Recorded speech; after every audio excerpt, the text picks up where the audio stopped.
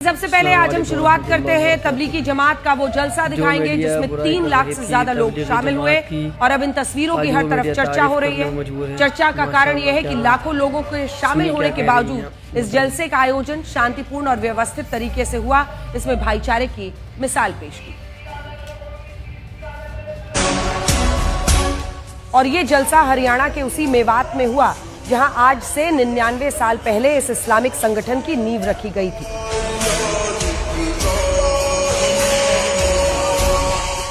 अगर आप इन तस्वीरों को ध्यान से देखेंगे तो आपको दूर दूर तक सिर्फ लोगों का सैलाब नजर आएगा। 3 दिनों तक चलने वाले इस जलसे में अलग अलग शहरों और राज्यों से मुस्लिम समुदाय के कई समूह शामिल हुए और इसमें तबलीगी जमात के अमीर हजरत मौलाना साद भी पहुंचे। इस भीड़ को 1000 से ज्यादा वॉलंटियर्स ने संभाला और इस दौरान जलसे में शामिल होने वाले मुसलमानों के लिए कई तरह की व्यवस्था भी की गई।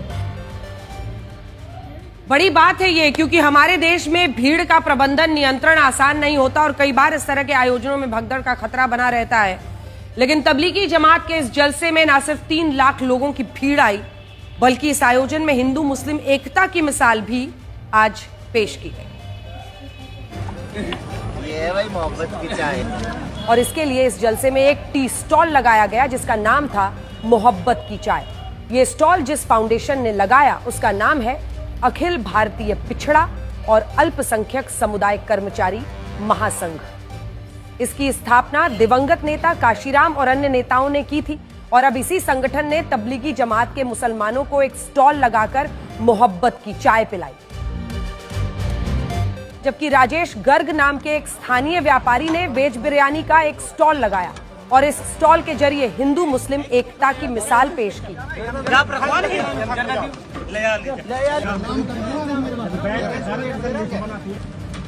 ये पहली बार नहीं है जब देश में इतने बड़े स्तर पर तबलीगी जमात का जलसा हुआ है।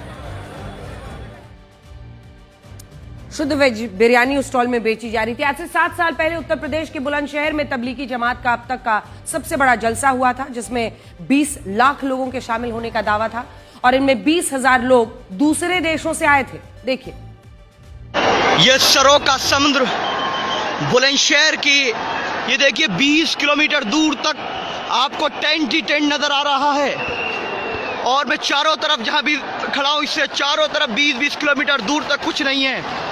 अभी दुआ के बाद यहाँ से ज़ायरीन निकल रहे हैं और अल्हम्दुलिल्लाह अमन चैन सुकून की दुआएं इस सरों के समुद्र में ने मांगी है और अल्हम्दुलिल्लाह यहाँ पर ये देखिए जहाँ तक मोबाइल रिकॉर्ड कर पा रहा है या तो पेड़ नज़र आ रहे हो, पेड़ के नीचे जो मैदान है मैदान नहीं, ये टेंट लगा हुआ है इस तरीके का। देखिए ये नहीं पता कहाँ तक है। दुनिया की तारीख में इतना मजमा किसी भी मजहब का अल्हम्दुलिल्लाह खासकर से मुसलमानों का आज तक जमा नहीं हुआ।